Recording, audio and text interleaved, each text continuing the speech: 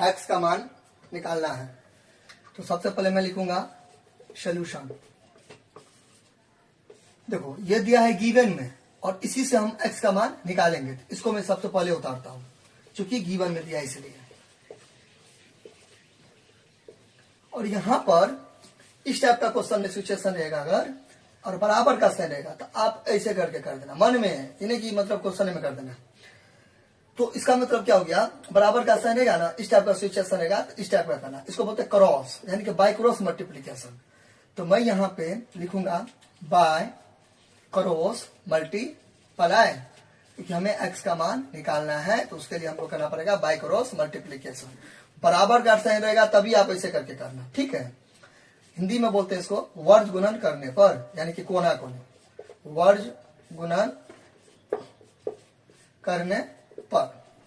Clear? दोनों ने लिखना है, आप जिस मीडियम से हो उसके अकॉर्डिंग मैंने लिखा। इंग्लिश से हो तो ये लिखना, हिंदी से हो तो ये लिखना। नाउ कोना कोने गुना करेंगे। अब बताओ ये आपको ऐसे घसना नहीं है, बार बार मैं बोल रहा हूँ, ठीक है। गंदा लगेगा, वैसे लगेगा देखने में, ठीक है, और नंबर भी कटेगा। तो मैं आपको अभी समझा रहा हूँ ना, पढ़ा रहा हूँ ना, तो इसलिए मैं ऐसे किया। मैं भी जब कुछ देर के बाद मैं इसको अच्छा से लिख दूंगा। अब इसका कोना कोनी कौन हो गया, इसका कोना कोनी ये हो गया, इसका कोना कोनी ये हुआ ना, तो इसको मैं इससे गुना करूंगा, तो एक्स को मैं एक्स से गुना करूंगा। इसका कोना कोनी ये हो गया तो इसको मैं इससे गुना करूंगा, तो 25 को मैं 196 से गुना करूंगा। नाउ गुना में पावर जुड़ता है, ए का पावर एम और ए का पावर एम, तो ए का पावर एम प्लस एन होता है, या सुनो होता है ना, यानी कि 5 का पावर 7 है और 5 का पावर 2 है, तो 2 5 है, कितना भी 5 रहेगा, यानी कि इसको बोलते हैं आधार या बेस। तो आधार या बेस सेम रहता है ना, और गुना का साइन रहता है ना, तो 1 लिखते हैं, और इसको बोलते हैं पावर यानी कि घात। तो अब 7 और 2 को जोड़ेंगे तो 5 का पावर 9 हो गया। क्लियर? नाउ यहाँ पर वही चीज अप्लाई करो, यहाँ भी एक्स है और इसका पावर ए, किसी का पावर कुछ नहीं तो है, क्यों, क्योंकि मान लीजिए के है, तो क्या आप ऐसे लिखो या ऐसे लिखो, बात हो गया बराबर। सबका मान लिखिए कैसे याद करो, तो ये 1 है, ठीक है, इसका पावर 1, क्योंकि के का पावर 1 तो के ही ना हुआ, इस टाइप का। और यहाँ पर ये 1 छुपा हुआ है और ये 1 छुपा हुआ है, तो 2 एक्स है, कितना भी एक्स रहता है तो 1 एक्स लिखते हैं, क्यों, क्योंकि आधार सेम है ना, तो बेस आधार यहाँ पर एक्स है, इसका भी बेस आधार एक्स है, तो दो, अभी तो 2 एक्स है, कितना भी एक्स रहेगा तो 1 एक्स लिखेंगे। और पावर जुड़ेगा, इसका पावर तो कुछ नहीं था तो मैंने 1 दे दिया, क्योंकि किसी का पावर कुछ नहीं तो 1, अभी मैंने बताया, इसका भी पावर 1 तो 1 1 तो 1 प्लस 1। तो आप बताओ 1 लाइन बढ़ा के क्या फायदा, यहाँ पे 2 लिखेंगे, इसलिए मैं 1 प्लस 1 मन में ही कर देता हूँ। 1 1 को कितना करूंगा, जोड़ूंगा तो मैं 2 आएगा, ठीक है। मैं इस लिंक दे देता हूँ, अच्छा से लिख देता हूँ,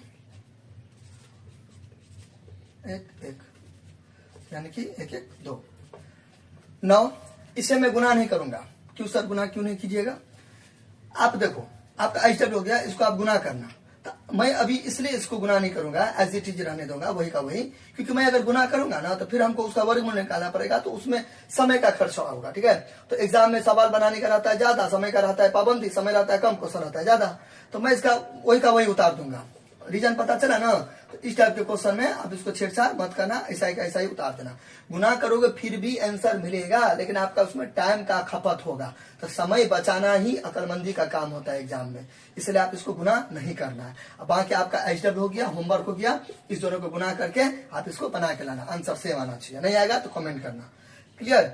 नाउ अब अगर यहाँ पर ये रहता तब तो आंसर हो जाता, इसलिए कहते हैं विवेक बुद्धि से काम लीजिए। ऐसा भी आपको कोई पूछ सकता है, तो हो गया आंसर, इसको आप लेकिन गुना कर, अगर एक्स स्क्वायर का मान पूछता तब तो हो गया आंसर, इस दोनों को गुना करके जितना आएगा वो दिस इज आवर आंसर। लेकिन वो तो पूछ नहीं रहा है, पूछ रहा है एक्स का मान क्या होगा, एक्स का मान क्या होगा वो पूछ रहा है, ठीक है। तो एक्स का मान जो पूछ रहा है, तो मैं क्या यहाँ पे करूंगा, ये स्क्वायर यहाँ पे हटा दूंगा, तो ये यहाँ पे वर्गमूल हो जाएगा, ठीक है। तो ये यहाँ पे से मैं हटा दूंगा, अब तो ये यहाँ पे आ गया।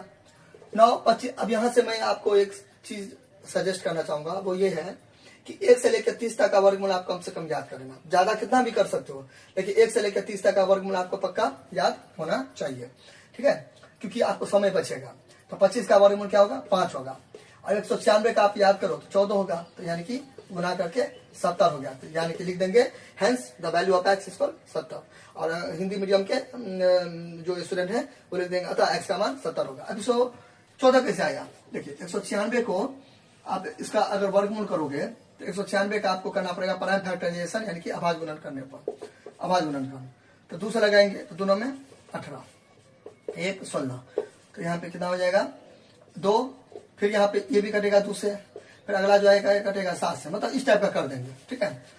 तो 2 दूना 4, 7 28 और 7 196, तो जोड़ा लगेगा पेयर, तो 2 को 2 है तो 1 2 होगा, 2 7 है तो 1 7 होगा, तो 2 7 14, तो दिस इज आवर आंसर, ठीक है। तो 14 आ गया, तो ये 14 मैं यहाँ पे रख दिया ना। मैंने आपको स्टार्टिंग में बताया था कि आपको शो नहीं करना है, शो नहीं करना है, तो ये मैंने लिखा था ना यहाँ पे इस टाइप का,